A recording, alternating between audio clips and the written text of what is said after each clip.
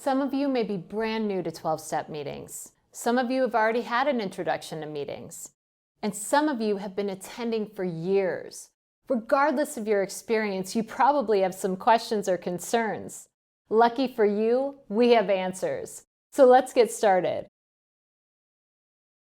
What are 12-step programs? They are peer-based support groups where people can go to talk about solutions on the topic of addiction. These meetings gather on a regular basis and can be found all over the world.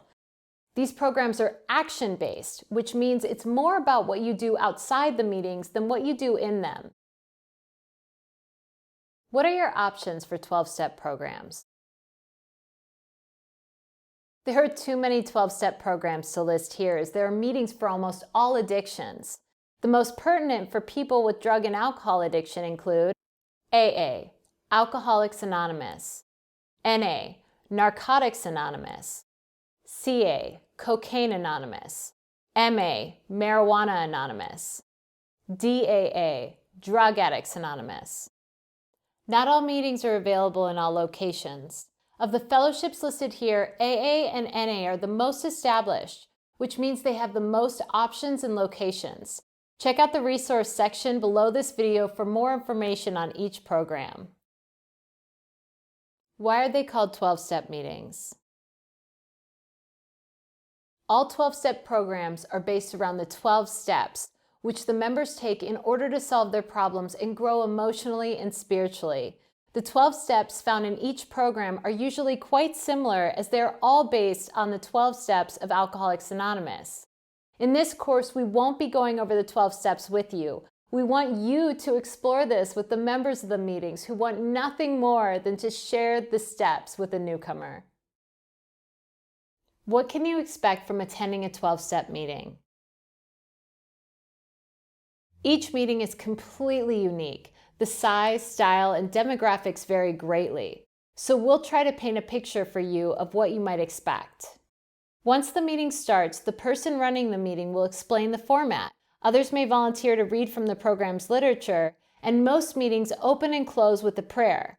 The main portion of the meeting usually involves members sharing on a topic, at which point you may have the opportunity to share if you want. Though meetings are free to attend, you may notice a basket being passed. This is to cover rent and other expenses. Most people contribute $1 or $2 per meeting. No one's in charge of these organizations, and there are no rules to follow. The groups are self-governing and led by their own members who voluntarily take on temporary roles.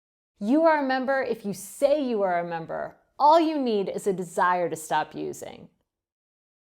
What types of meetings are there? Open meetings are available to members and non-members, so you can bring a guest if you would feel more comfortable. Closed meetings are only for people who have a desire to stop using substances. This creates a safe atmosphere for everyone to share amongst people who can relate. Newcomer meetings have topics geared toward beginners. These meetings discuss the basic principles of the program. Men's or women's meetings are a great opportunity to get deeper on subjects that may not be appropriate to discuss in mixed company.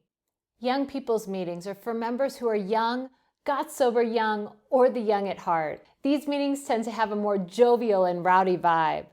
LGBTQ meetings are attended by members of the LGBTQ community and supporters of this community, so all are welcome. What is a sponsor? A sponsor is someone who has worked the 12 steps and is willing to take others through the steps. There is no cost to have a sponsor. These individuals do this for free because helping others is key to their own sobriety. We'll get more into this topic in the next video, where we'll discuss tips for success in these programs. Are these fellowships religious? Though many meetings are located in churches, the 12-step programs I mentioned in this video are not associated with any religion. These programs are spiritual, not religious. This means you can choose your own higher power, which is sometimes referred to as God. So you can interpret the word God in a way that works for you. You can make up your own or associate it to a god of a particular religion. It's entirely up to you. Everyone is different, but for me, learning this was a huge relief as I struggled with resentment toward the religion I grew up with. The word God really freaked me out. Eventually, I learned to change the definition of it to make sense for me. What if I see someone I know?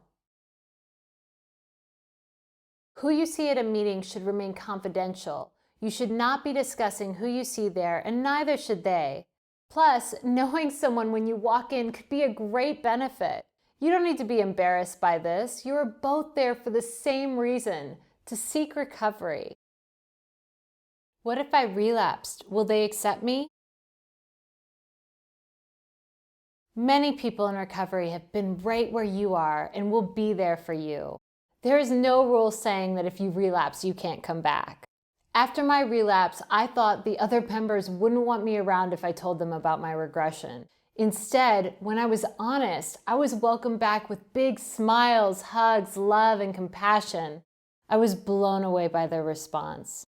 I'm sure you'll have the same experience. How often should you go? There is no set standard. Some suggest 90 and 90, which means going to 90 meetings in 90 days. This can be a huge benefit to see the wide variety of meetings available, to find the meetings you feel comfortable at, and to make going to meetings a habit. When I got sober, my sponsor recommended I go to 3 meetings per week. Personally, I find that when I go to less than that, I'm not as happy, nor am I as fun to be around. What if I can't go to meetings in person? In-person meetings are ideal, but there may be times where it's impossible for you to physically go to meetings. Online groups are a great alternative in this scenario.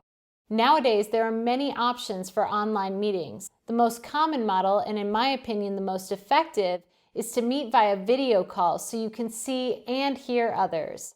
But there are alternatives that meet via phone or chat as well. Take a few moments to check out our resource section below and familiarize yourself with the meetings in your area. Afterwards, head into the next video where Scott will address tips for success with 12-step programs.